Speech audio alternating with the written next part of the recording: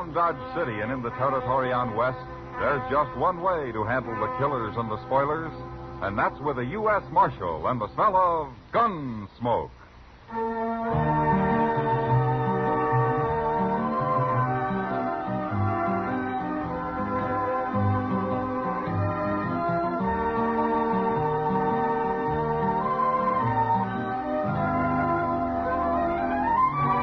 Gunsmoke, starring William Conrad. The story of the violence that moved west with young America. The story of a man who moved with it.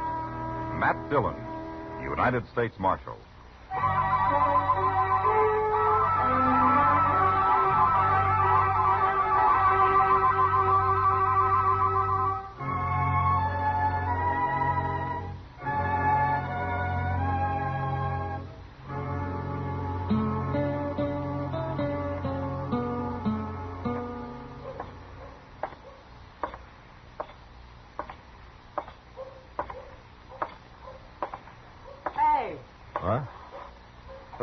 Hello, Kitty. I didn't see you. You'll get shot someday walking around in days like that. You'll get sunstroke sitting out here in the heat and the dust. I don't see people in the daylight very often. Wanted to find out if they're any different. Sit down. Well, are they? Any different? Yeah. I don't know. But I've spotted a few I think might be sober. That's different. For you, maybe. And I was just thinking, Kitty, there's hardly a man comes to Dodge that isn't looking for trouble of some kind. They call it fun. Yeah, sure.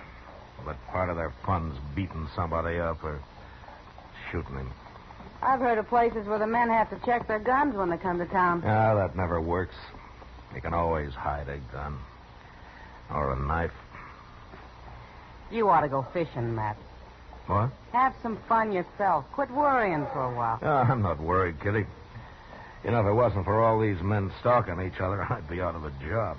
There are other jobs besides keeping the peace, Matt. Yeah, I've tried most of them in my time. Hey, Mr. Dillon? Hello, Miss Kitty. Hello, Chester. Doc sent me to find you. There's an old man up in his office. Oh, what does he want me for? The old man's been shot. Shot? Yes, sir. Claims somebody tried to kill him. You mean he was ambushed? I guess he was. Anyway, it hit him in the neck. All right, Chester. I'll go back with you. He's got a friend with him, but they're both strangers around here. Now, you see what I mean, Kitty? Young or old, they're all looking for trouble. Maybe it'd help if we burned this place down. I'll sit here and think. See you about it later, Matt.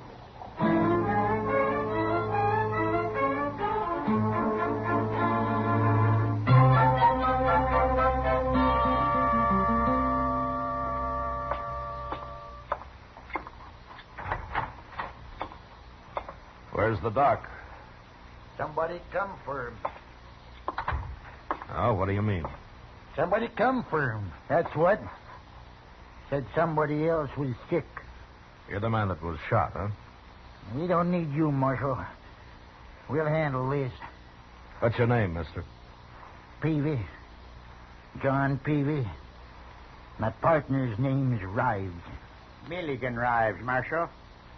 You ain't never heard of us. Where are you from? Up north. Sodbusters don't usually wear 6 guns. What are you doing in Dodge? We quit the land, Marshal. We're going to enjoy ourselves for change. We ain't never going back. Oh? You're a little old to be making a move like that, aren't you? I ain't hardly 60. Neither is Rives. Mm-hmm. Well, it didn't take you long to get into trouble, did it? We ain't in trouble. Maybe you're not Rives, but Peavy here's just been shot. I told you we'd handle this, Marshal. Ain't nobody gonna sneak up on John Peavy and shoot him. I don't care if she is a woman. A woman? What woman? Oh, you already did talk too much, Peavy.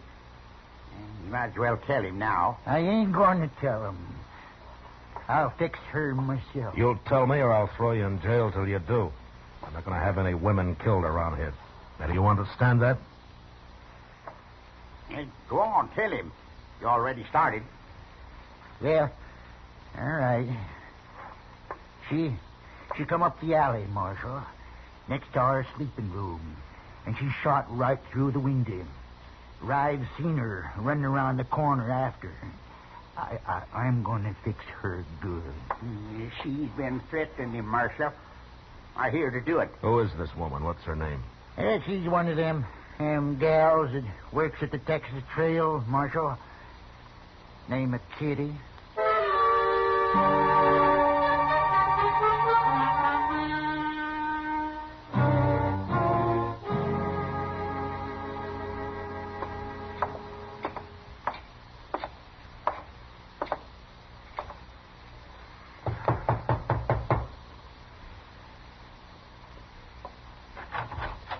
Matt, what are you doing here? I'm sorry to bother you, Kitty. Well, come in. Come in. Yeah. My room's a mess. I wasn't expecting any callers. Well, it's important, Kitty. Of course. What's the trouble, Matt? You know a man called John Peavy? Peavy? Yeah. Yeah, I know him, the old fool. Or did you threaten to shoot him? Don't tell me he's come and complained to you about that. Well, no, not exactly. Well, I told him I'd shoot him, and I will, too, if he doesn't leave me alone, the old goat. He's been shot, Kitty. What? He wasn't hurt very bad, but he and his partner claim a woman did it. Now, they say it was you. Do you think I did it, Matt?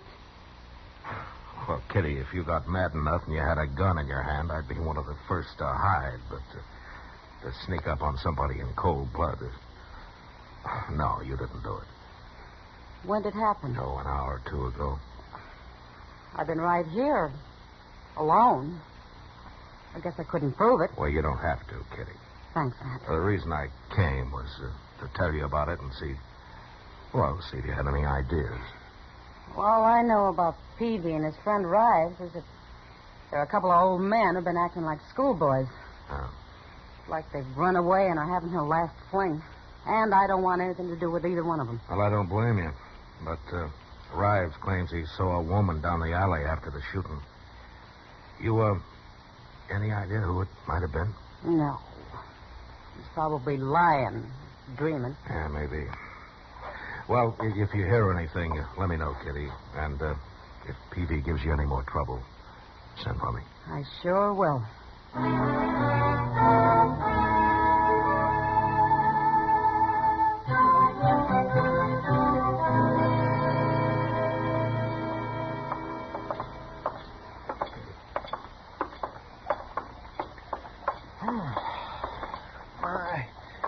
I ain't been up this early in the morning since I can remember, Mr. Dillon. Oh?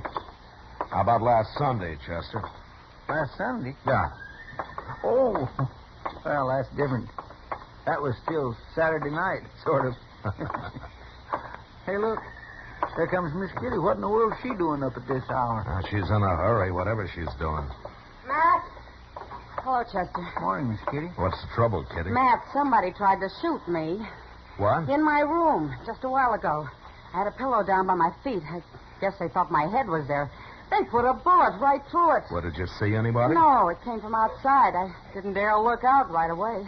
It's kind of the same as happened to Peavy, Mr. Dillon. Yeah, maybe it was Peavy. He threatened something like this. I'm scared, Matt. Well, you should be. Chester. Yes, sir? You stay with Kitty. Don't let her out of your sight.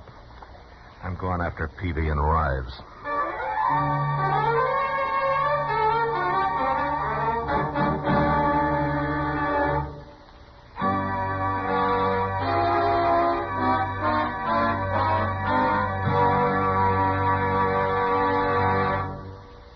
We will return for the second act of Gunsmoke in just a moment. But first, every Tuesday, Pam and Jerry North prove that solving a murder is a family affair.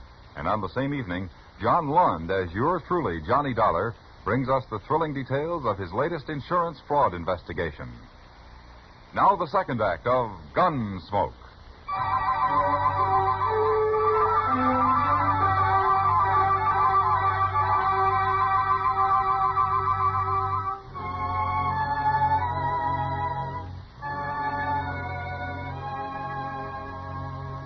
By noon, I'd searched the whole town, and there was no sign of Peavy or his friend Rives. They'd disappeared.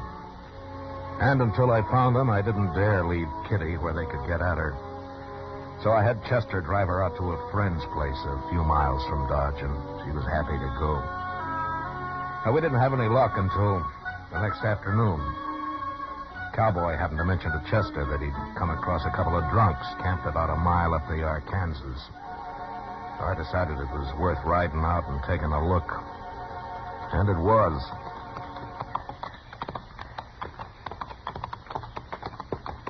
It's them, all right. Yeah, and they've seen us. Keep your head up now. You think they'll fight us? You never know. Oh. Oh, boy. What are you doing out here, Marshal? Looking for you? Well, you found it. Sit down and have a drink.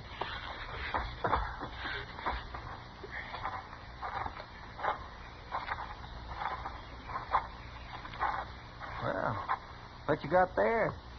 Corn liquor. Only about half a jug left, though. What's that other jug? We killed that yesterday. Here, have a swallow. Well, say now, that's right kind of... Chester. Yeah, but of course I don't drink before sundown. Leastwise, not very often. What'd you come out here for if you don't want to drink? How long have you men been here? Day before yesterday.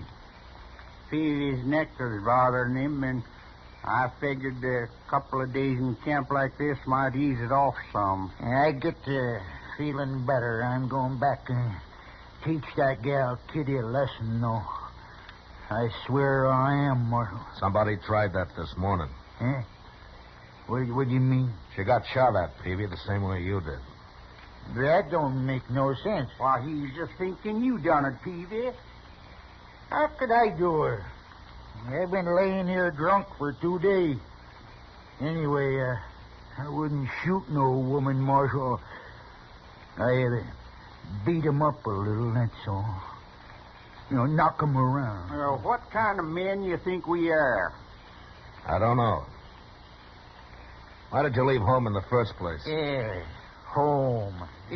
Man don't live forever, Marshal. He's got to enjoy himself while he can. It Rives. You tell him what you told me. About them graves. Well, I was in the graveyard once, long time ago, and I noticed something I never forgot. No, sir. Never. Yeah, tell him, Rives. Well, Marshal, I looked around, and I seen that there was as many graves shorter than me as there was graves longer. And that got him to thinking about dying, Marshal. So, one day we decided to enjoy ourselves and quit working so hard. Hey, hand me that jug, Rives. Well, help yourself. Hold it a minute, Peavy. Huh? I want to tell you something. What? I'm going to leave you here, but if I see you around Dodge, either one of you, I'll throw you in jail. What for? We ain't done nothing. You have it in mind to beat up Kitty. And if you did that, I might kill you. So stay out of town. Come on, Chester.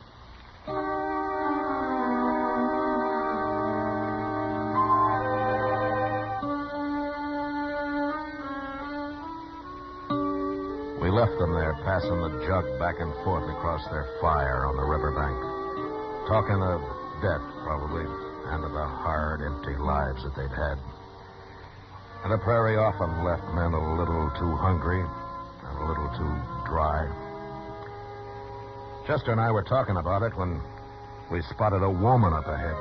She was walking after a saddle horse, which we figured must have thrown her and got loose.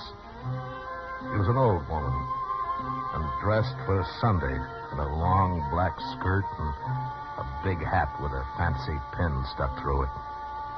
I sent Chester to catch the horse while I rode up to her and dismounted. My friend will bring your horse back, ma'am. Are you all right? I'm all right. Well, how'd he get loose? Mean critter, he run off. Oh, I see. You live around here? No. You've been down by the river, ain't you? I just came from there. Why? See anybody? Well, a couple of men lying around a fire, that's all. Drinking? Yeah. Yeah, they were drinking. You know them? I might. Are you looking for somebody? I might be. Well, maybe you'd like us to ride back there with you. And I don't need nobody to ride nowhere with me, mister.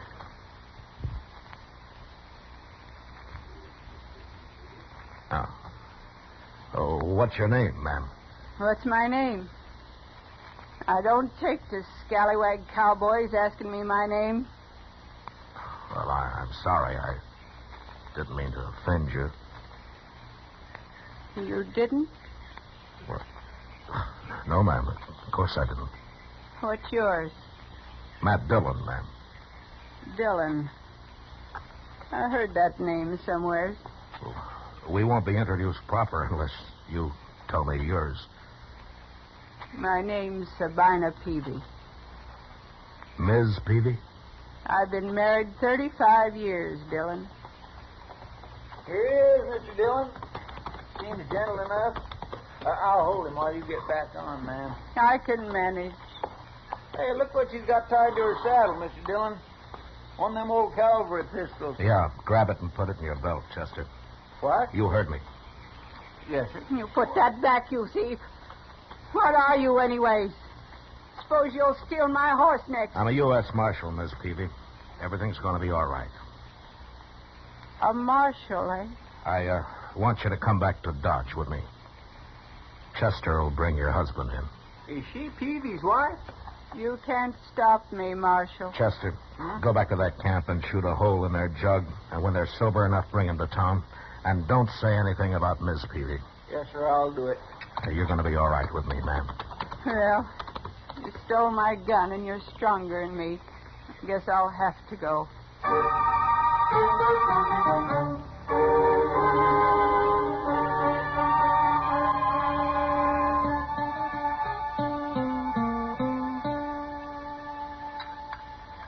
Shall I make another pot of coffee for us, ma'am? No. No, thanks, Dillon. Well, they ought to be here pretty soon. It's nearly evening. You'll tell that girl, Kitty, how sorry I am I tried to shoot her, won't you? I'm sure Kitty will understand. Imagine me being blind jealous after 35 years. You, told me you were out to kill your husband. Well, if that's true, why would you be jealous? You can be jealous, even if you hate a man, Dillon. You hate Peavy?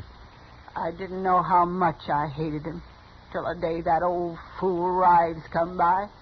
The two of them rode off together. He come into the house and took the money and left, just like that.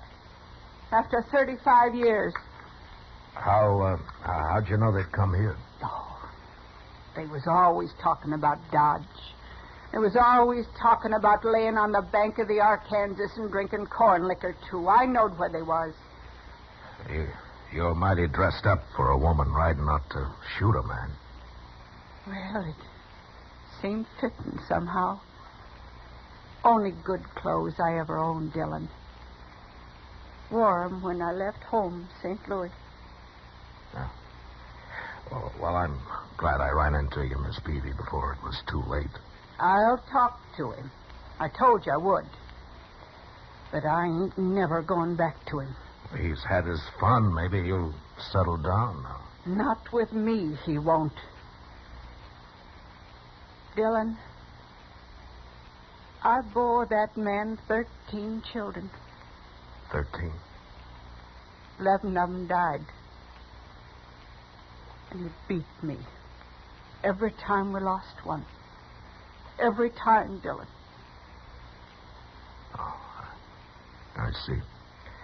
Well, where are the other two? He ran them off. Don't know where they are. Yeah.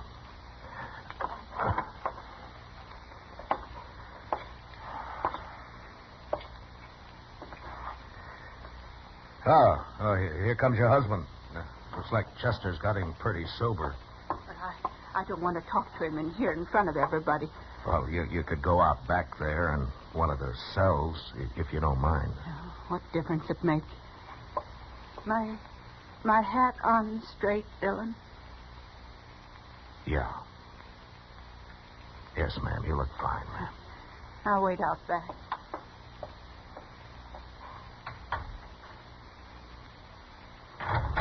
All right, in here. Here they are, Mr. Dillon. Sober as deacons. What's this all about, Marshal? What do you want us for? We ain't bothered nobody. Peavy, you go out back through that door. There's somebody wants to see you.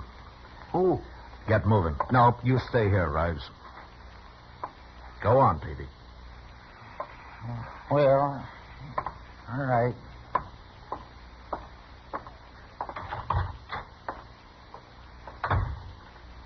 Who's out there, Marshal? His wife. You? What will I do with their guns, Mr. Dillon? Throw them in a drawer, Chester. Okay, sir.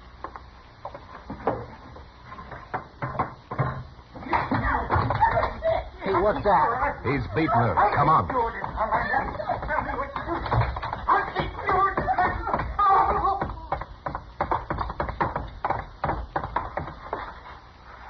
Look at Peavy. She knocked him out. I think I killed him, Dillon. Killed him? He sure looks dead. You stabbed him. I had to. He beat me for the last time. Said he was going to kill me. I put it right in his heart. You old devil, I'll bet you... No, you won't, Rives. Miss Peavy, you come with me. Chester, lock up Rives in another cell. What for? You can't lock me up. Oh, you ain't even armed, Rives. Get moving. Well, I tell you, I'm an innocent man. All right, Professor. Come into the office, man. Shut up. Your voice itches my ears. I'll have to listen. He was going to kill me, Dillon. I know he was. Well, I shouldn't have let him be alone with you. You didn't know. What are you going to do with me now? You mentioned St. Louis, Miss Peavy. You have any people there? My sister. She's all that's left. Huh. Well, how'd you like to see her? You ain't holding me? It was self-defense. Then I can go. I'll hold Rives here till you're out of town. Oh, but I can't get to St. Louis. Took all her money when he run off. It's all spent. I know it. Miss Peavy, would you think I'm a scallywag cowboy if I offered to stake you to St. Louis? Thanks, Dillon. Wait till I tell my sister about you.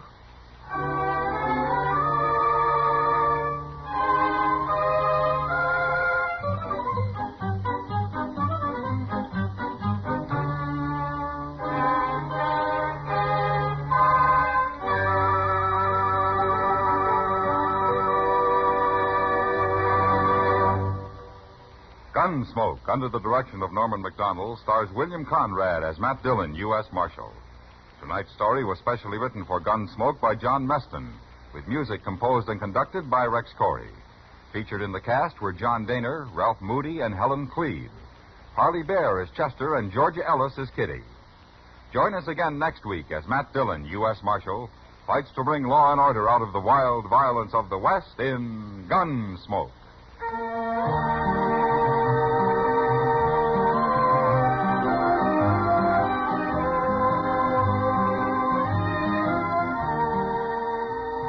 Silver, star of the Broadway and film versions of Top Banana, visits Mike Wallace on Stage Struck tomorrow over most of these same stations.